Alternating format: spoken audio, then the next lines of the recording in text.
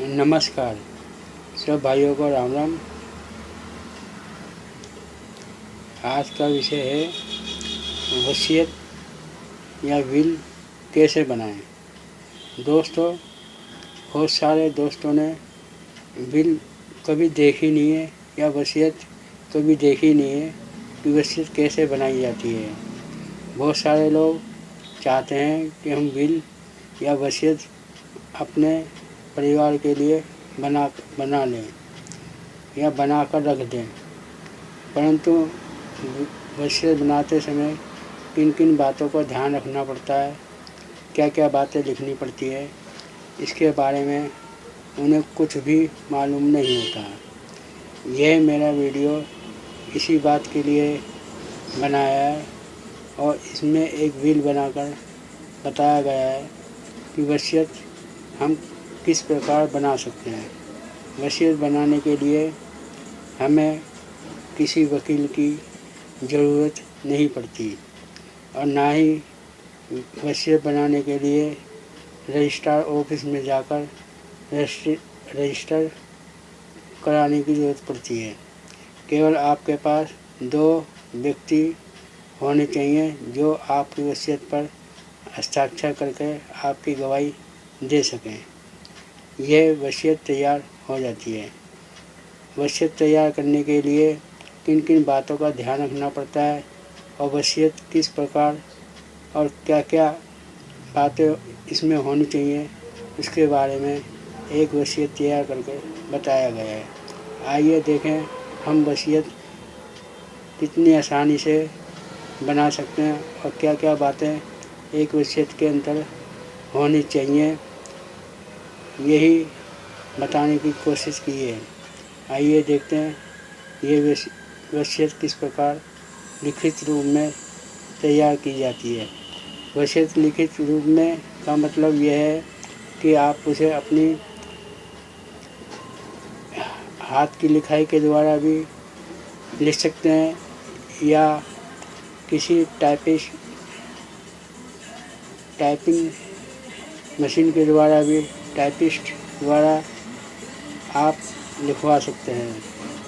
यह ज़रूरी नहीं है कि आपका जो पेपर है या वसीयत है वो टाइपिंग करा हुआ हो, आप हाथ से भी वसीयत बना सकते हैं।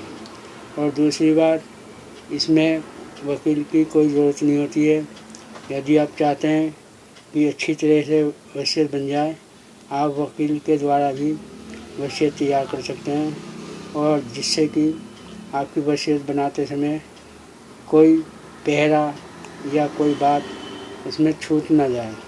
यदि कोई वसीयत बनाते समय कोई बात रह जाती है तो या तो उसमें जोड़ना पड़ता है या फिर दोबारा से बनाने की कोशिश की जाती है। आइए देखते हैं एक वसीयत बनाने का क्या तरीका है। हम घर बैठे वसीयत कितनी आसानी से बना सकते हैं, आइए देखते हैं।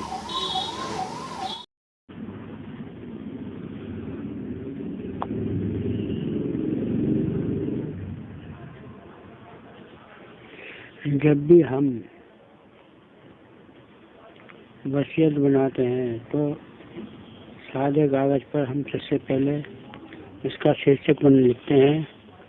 शीर्षक देखते ही पता लग जाता है कि ये जो दस्तावेज तैयार करे हैं वो इसका उद्देश्य क्या है।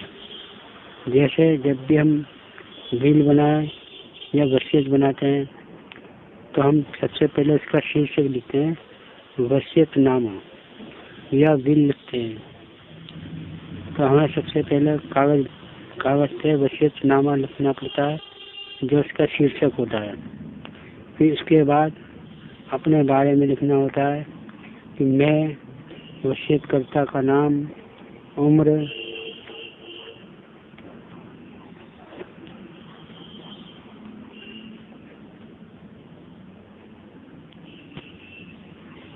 और पिता का नाम, पुत्रश्री, कहाँ पर रहता है उसका नाम, इसका बनाने का कारण क्या है, इसका क्यों बनाई जा रही है, इसके बारे में लिखना होता है।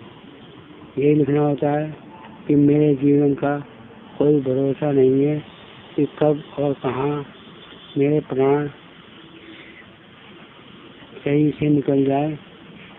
अतः यह जरूरी है कि मैं अपने जीवन काल में अपनी चल व अचल संपत्ति का उचित प्रबंध कर लूँ, जिससे कि मेरी मृत्यु के उपरांत मेरी संपत्ति किसी विवाद में पड़कर नष्ट या बर्बाद न हो और संपत्ति भी उचित मेरे उत्तराधिकारी को मिले। मैं जब तक जीवित रहूँगा अपनी संपत्ति का मालिक का भी रहूँगा। मेरी मृत्यु के पश्चात ही मेरी वसीयत के आधार पर ही मेरे पुत्र पुत्री या पत्नी, जो कि मेरे परिवार में कुल सदस्य कितने हैं, जो भी सदस्य हो उसका नाम लिखनी पड़ती है। फिर पुत्र का नाम, पता, आधार नंबर, मोबाइल नंबर, अगर शादीशुदा है या नहीं ये भी बताना होता है। अगर विवाहित है तो उसकी पत्नी का नाम, कुल बच्चों के नाम, पुत्री का नाम, अगर कोई पुत्री है, पता, आधार नंबर, वह विवाहित है या नहीं ये सब लिखना होता है। उसके पति का नाम और कुल बच्चों का नाम। किसी पुत्र या पुत्री को यदि संपत्ति से बेदखल किया है तो उसकी सारी जानकारी, जैसे कब बेदखल किया है, पत्नी है या बच्चों के साथ तो बेदखल किया गया है, ये भी बताना पड़ता है। किस न्यूज़पेपर में घोषणा की है, उसकी तारीख, न्यूज़पेपर का नाम आदि। फिर इसके बाद मेरे पास कोई संपत्ति बतानी पड़ती है कि चल या नगद संपत्ति कितनी है, और जिसमें नगद 2 लाख हमेशा घर में रहते हैं या अलमारी में रखते हैं या किसी दराज में रखते हैं, उसको लिखना चाहिए। सभी चल अचल संपत्ति के सदस्यों में सभी का सदस्यों का नाम अगर बराबर दी जाए तो सभी का नाम लिखना पड़ता है। यदि बैंक में पैसा है, नगद है, कोई फिक्स कर रखा है तो वो भी बताना पड़ता है। बैंक का नाम, पता, खाता संख्या, कितने बैंक खाते हैं, उनके नाम, पते, खाते संख्या यदि हो, कितना पैसा फिक्स किया गया है, जिस पुत्री या पत्नी को वसीयत देना है उसका नाम, कितना पैसा सेविंग खाते में है, जिस पुत्र या पुत्री या पत्नी को वसीयत में देना है उसका नाम, कितना पैसा करंट खाते में, जिस पुत्र या पुत्री को वसीयत देना है उसका नाम, वसीयतकर्ता के हस्ताक्षर और कुल पेज संख्या कितनी है ये बतानी पड़ती है। इसके अलावा और भी चीज़ें हैं जो बतानी पड़ती है कि कितना पैसा किस व्यक्ति से प्राप्त किया जाना है या कोई देनदारी है। यदि कोई भी दस्तावेज जैसे बिल, रसीद इत्यादि, यदि कोई रसीद प्राप्त होती है तो सभी सदस्यों को बराबर दिया जाए। सभी सदस्यों के नाम, जो भी नाम देना चाहते हो, अगर कहीं से संपत्ति प्राप्त होती है तो उसका नाम लिखना पड़ता है। फिर उसके बाद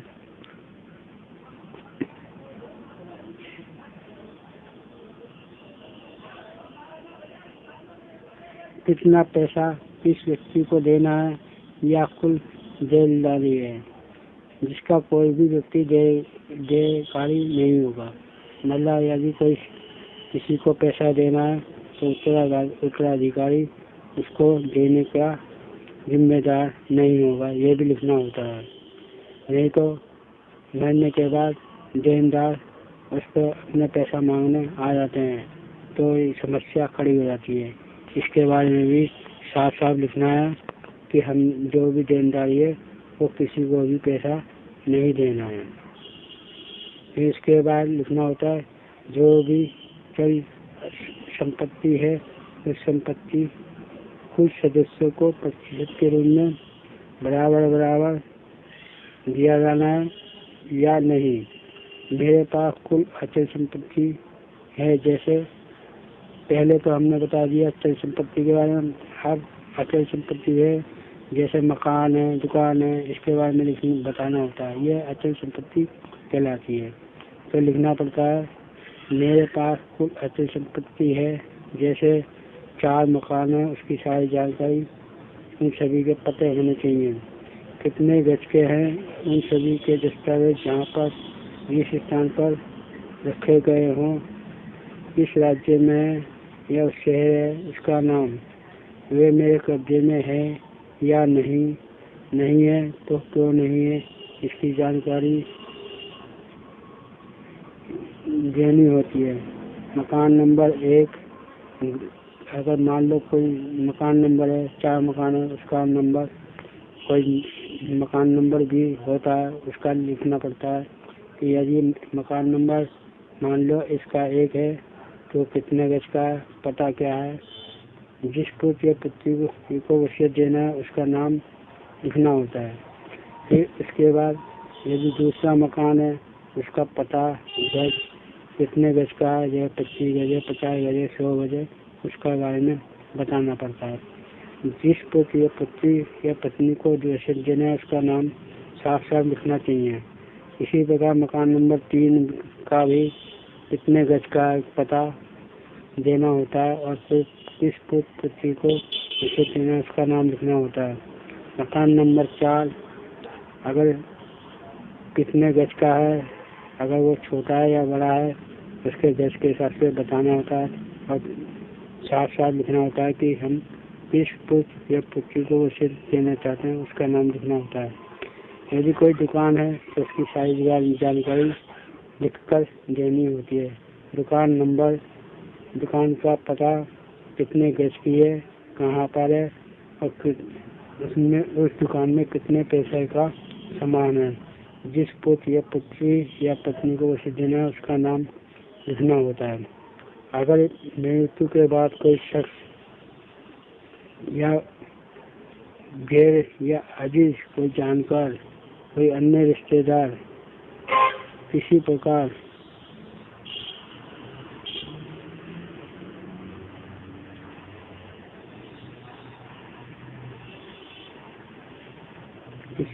का कोई हक या दावा निश्चित प्रति पेश करे, यानी कि कोई भी रिश्तेदार, नजदीक, यार, दोस्त अगर संपत्ति का दावा करता है तो वह इसका वसीयतनामा के तहत बिल्कुल नाजायज बेअसर समझा जाए। इस बात को वसीयतकर्ता अपने हस्ताक्षर करता है आखिर पेश पर, फिर जो संख्या होता है उसको लिखना पड़ता है। इसी प्रकार आगे भी है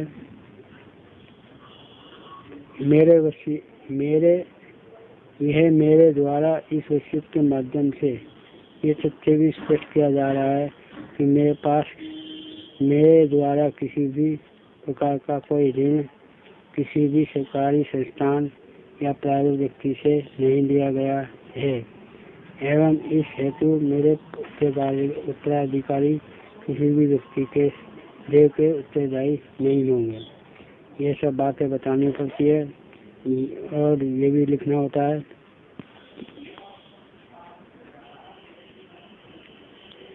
यह मेरा अगर पहली बार बना रहे तो पहली बार लिखना होता है या आखिरी वसीयतनामा है। अगर इससे पहले आपने बना रखा है तो उसके बारे में भी बताना होता है कि यह आखिरी है। इस वसीयतनामे से पहले मैंने उस चल या अचल संपत्ति के बाबत में कोई वसीयत, रजिस्ट्री या बिना रजिस्टर्ड नहीं की है या कोई भी दूसरी वसीयत लिखाता है तो यह नाजायज व गलत मानी जाए। मेरी वसीयत के आधार पर सारी कार्रवाई की जाए। अतः यह मेरी इच्छा वसीयतनामा में खुद सोच समझकर अपने पूरे विश्वास में तथा स्वेच्छा से समझ